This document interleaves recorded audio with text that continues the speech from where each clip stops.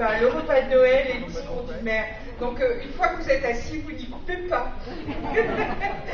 Mesdames, Messieurs, si vous me le permettez, chers amis, je salue la présence parmi nous de Marc Triffaut, conseiller général de notre canton. Merci Marc de ta présence. Il est venu nous faire un petit coucou et choquer le verre de la fraternité avec nous. Je suis très heureuse de vous accueillir aujourd'hui pour notre traditionnel repas de Noël. Et au nom du conseil municipal et du centre communal d'action sociale, je vous souhaite la bienvenue. C'est un vrai bonheur de vous recevoir chaque année pour partager ce moment convivial et privilégié avec vous. C'est notre façon de vous souhaiter une année merveilleuse, pleine de bonheur et de joie de vivre. À cet instant, j'ai une pensée pour toutes celles et ceux qui ne peuvent être parmi nous aujourd'hui parce que la maladie ne le leur permet pas, et j'ai un pincement au cœur en pensant à ceux qui nous ont quittés. Cette année encore, le conseil municipal et le centre communal d'action sociale ont voulu mettre les petits plats dans les grands. Antelme Brillas-Savarin a écrit que celui qui reçoit ses amis et ne donne aucun soin personnel au repas qui leur est préparé n'est pas digne d'avoir des amis. Nous sommes bien d'accord avec lui. Et dès la fin du printemps, la nouvelle équipe s'est mise au travail pour préparer cette journée. Le repas est confectionné par la chaumière après que nous ayons planché sur l'élaboration du menu. Ce repas accompagné de vins choisis avec soin par les conseillers municipaux et quelques petites douceurs, pâtisseries et autres macarons faits par M. Maneuf, notre plongé. Il sera animé par les amis musiciens de M. Breuil, qui cette année sont venus sans M. Breuil, parce qu'il est retenu par d'autres obligations. Je les remercie du fond du cœur.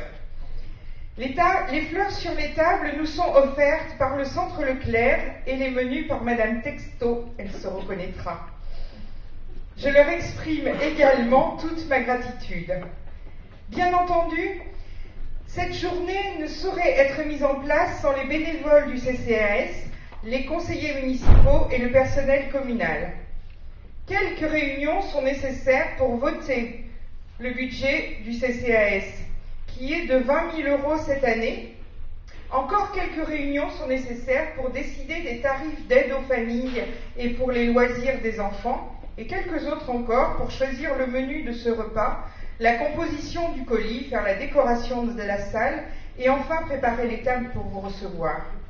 Alors, je renouvelle tous mes remerciements à tous ceux qui ont travaillé pour faire de cette journée un moment chaleureux, un cadeau d'amitié, un temps de partage et de solidarité. Et puis, c'est le moment pour le conseil municipal de faire le bilan de l'année écoulée. Alors tout d'abord, 2014 a vu la mise en place du nouveau conseil municipal après les élections de mars dernier. C'est une équipe fortement renouvelée, on va dire aussi un peu rajeunie, qui s'est mise au travail. Quelques-uns n'ont pu être parmi nous aujourd'hui, mais je sais que leur cœur est avec vous. Cette journée est aussi une façon de faire plus ample connaissance et vous allez pouvoir les voir tout à l'heure. Ils sont par là-bas, ils vont passer parmi vous pour l'apéro, les plats et toute autre petite douceur. L'autre nouveauté de cette année est la mise en place de la réforme des rythmes scolaires et des temps d'activité périscolaires. Les activités mises en place, 3/4 d'heure par jour et 3 jours par semaine, sont des activités que nous avons choisies culturelles et artistiques, musique, cirque, poterie, ainsi que des activités d'art plastique. Et je dirais que pour l'instant, tout va bien. Le premier bilan avec les enfants des écoles et les parents est satisfaisant. Il nous faut poursuivre jusqu'à la fin de l'année scolaire pour faire un bilan financier global et voir si nous poursuivons sur les mêmes bases. L'État nous verse 50 € par élève, ce qui ne couvre pas bien sûr nos dépenses, mais nous avons souhaité tout mettre en œuvre pour que ce soit une réussite pour les enfants. Les dépenses d'investissement cette année ont été modestes. 2 dossiers sont en cours de finalisation et c'est tout d'abord la pose de la VMC double flux à l'école de la Fabrique ainsi que la rénovation des plafonds et des luminaires dans les 2 classes de la fabrique. Le marché a été attribué et les travaux vont débuter aux prochaines vacances de février 2015. Et cela devrait nous permettre d'avoir dans l'école un traitement du radon qui soit optimal. Puis, nous avons obtenu les financements et subventions pour la rénovation et l'agrandissement des vestiaires tribunes de Chambéry. Enfin, nous reprenons le dossier de l'assainissement du Rochelot et nous allons pouvoir lancer le choix du maître d'œuvre en début d'année. Il devient difficile pour nous de maintenir un niveau d'investissement à hauteur des années précédentes. En effet, depuis 2011, les dotations ne cessent de baisser. Et il est impensable de recourir à l'impôt pour compenser les sommes que nous perdons, parce que nous serions obligés d'augmenter de manière, je pense, intolérable pour nos citoyens, ces impôts. Donc nous nous sommes attachés à étudier toutes les pistes d'économie possibles, et je peux vous dire que l'équipe municipale traque et me piste moi aussi pour traquer toutes les petites économies que nous pouvons faire à droite à gauche. Très honnêtement, nous savons sans doute que cela ne sera pas suffisant. Mais si nous ne faisons pas ce travail d'économie en amont, eh bien, on va très vite aller à volo. Et ce qui m'inquiète encore plus, c'est qu'il y a 2 lois qui sont en préparation actuellement et en cours de lecture dans nos 2 assemblées, qui s'appellent une, la loi MAPTAM. Alors, je vous fais grâce de cet acronyme, mais bon, ce qu'il faut retenir, c'est que ce sont des lois de réforme des collectivités territoriales. Ce sont les lois qui, d'une part, vont acter la réunion des régions. On va passer de 21 ou 22 régions à 12 grandes régions, et nous allons être, nous, mariés avec le Poitou-Charentes et le Languedoc. L'Aquitaine, pas le Languedoc. On aurait pu, ça aurait été bien.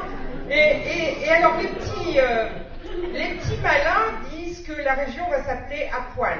Je ne sais pas si c'est vrai, mais bon.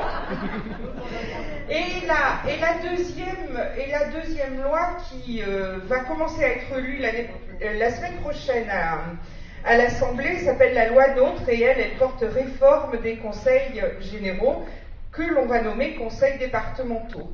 Ces 2 lois vont enterrer ce qu'on appelle la clause de compétence générale, qui permettait aux collectivités de pouvoir financer des actions qui n'étaient pas dans leurs compétences.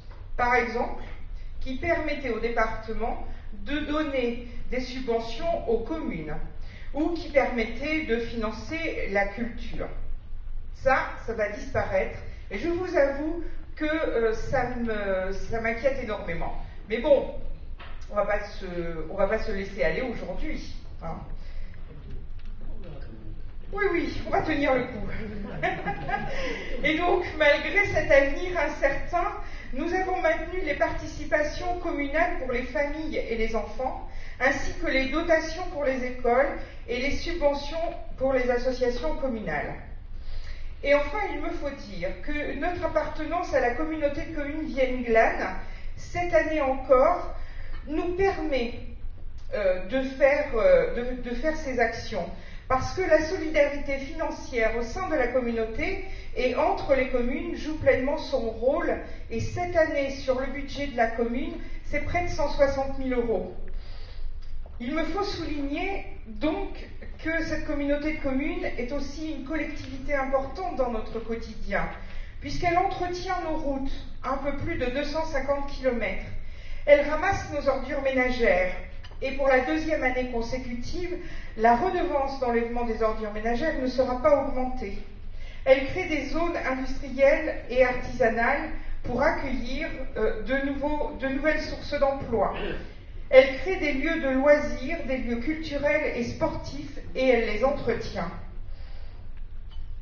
2015 arrive à grands pas. Voilà. Et dans la plus parfaite tradition de cette période, je vous souhaite, en mon nom personnel et au nom du conseil municipal de Saint-Brice, de passer de bonnes fêtes. Je vous présente un peu à l'avance nos meilleurs vœux pour l'année qui s'annonce. Qu'elle soit faite de santé et de prospérité, de paix et de bonheur, de chaleur humaine, de solidarité et de tolérance pour chacun d'entre vous, vos proches et vos familles. Le poète a dit « Le plaisir est le bonheur des fous, le bonheur est le plaisir des sages ». Alors soyons sages, mais pas trop, faisons-nous plaisir, rien que pour le bonheur que cette journée va nous procurer. Bon appétit et bonne journée à tous. Merci de votre attention.